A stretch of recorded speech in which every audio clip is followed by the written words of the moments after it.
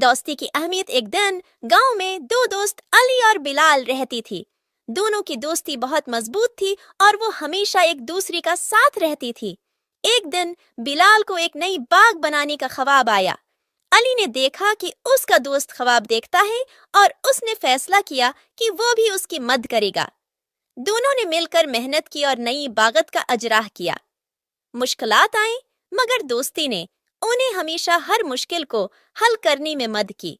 نئی باغت تیار ہو گئی اور دوستوں کو خوبصورت گلابوں سے بھرا ہوا دیکھ کر گاؤں والی حیران رہ گئی۔